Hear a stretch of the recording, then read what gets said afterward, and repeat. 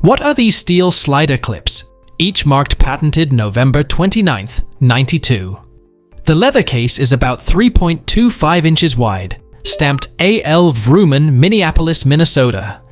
These probably belong to my grandfather, born in 1900, but no one alive knows for sure. The glass dish in one photo is there to just hold the case open. I have used Google Lens and have searched the patent number stamped on the clips, the text stamped on the case, and both together to no avail. Does anyone ever come across one of these before? These are 19th century bodkins, patented on November 29, 1892, by Paul Revere Stevens of Portland, Maine. These were used specifically for flat ribbons that you want to keep properly oriented as they are fed through, and the slider would lock onto the end of the ribbon. Does anyone know what this is or what it was used for? It's cast iron, and it measures approximately 9.5 inches wide by 4 inches tall, with no logos or any text. Thanks for whatever information anyone can provide. It's a mid-century cast iron nail cup, a revolving device historically used by cobblers and in hardware stores to sort and hold various sizes of nails, tacks, or fasteners used in the process of repairing a shoe. What is this thing I found in our old house? Each cast frame is approximately 7 by 6 inches, and I'm thinking it's some kind of jig to build something. Maybe furniture, or maybe an old metal jig for welding or brazing. Does anyone know what it may be? It's an antique skate jig, used for sharpening skates. It was patented on November 22, 1910, by Henry C. Knudsen and Edward J. Knudsen of Cleveland, Ohio. The blade is clamped in the device by thumb screws, and the sharp edge is up. A file is used to sharpen blades, and the long center threaded rod adjusts for different lengths of skate blades. A friend of mine was working in the attic of an old mansion when they stumbled across a bunch of these, and they have no clue what they are. A pocket knife for scale. It looks like an old-style capacitor, but I'm also thinking counterweights for large windows. I would be interested to know its use and how old it might be. It's an old dry cell battery, commonly used from the late 19th century until the 1950s. I found some in my house too, with the labels still on them. It was the standard power source for early telephones, ignition systems, radios, and electric clocks. It was probably left in place and forgotten about when the phone company started transmitting power. I found this while cleaning out our family home. It belonged to my grandfather, and I have no idea what it is. It is about 2 feet long and made of iron, and I think it holds a bag of feed open. Does anyone have a clue what this is and what it was used for? It's a 1930s cowpoke fence guard, a device attached to a cow's neck to prevent it from pushing through or climbing over fences.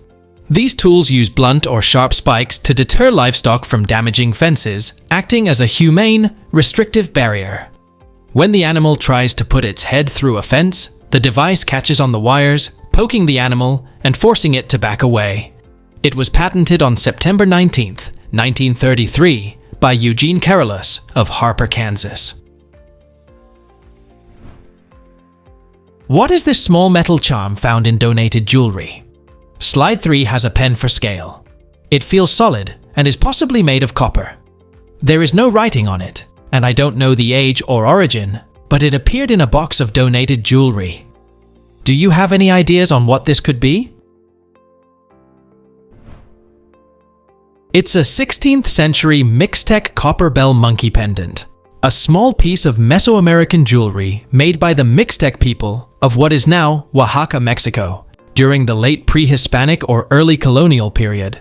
The pendant would jingle or rattle when moved, and was used in religious rituals to honor deities, or they were worn to show wealth and social status. My husband is so excited over finding the old McNeil post office at the limestone quarry. I went in with him today and found this tucked into a corner in the back. Any info on this object would be greatly appreciated.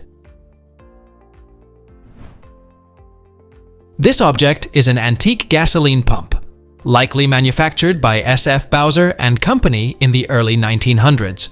It is a manual, hand-cranked pump originally designed to measure and dispense kerosene or gasoline from underground storage tanks.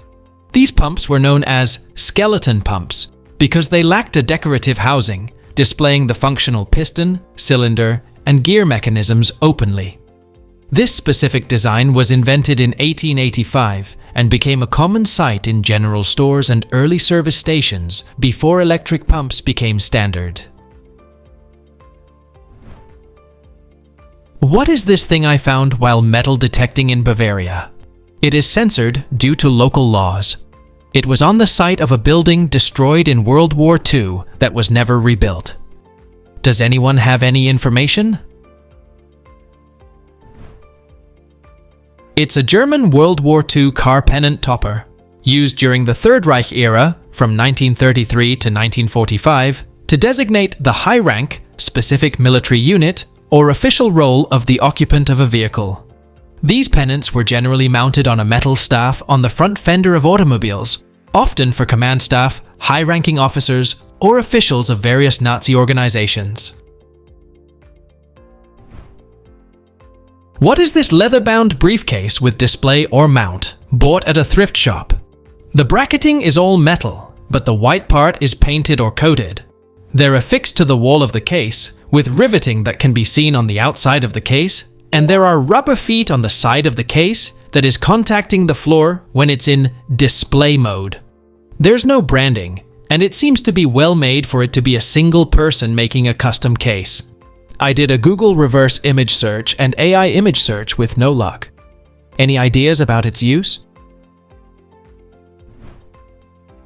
It's for a portable mercury sphygmomanometer, a medical instrument used to measure blood pressure, commonly known as a blood pressure monitor. It consists of an inflatable cuff, a measuring unit, and an inflation mechanism.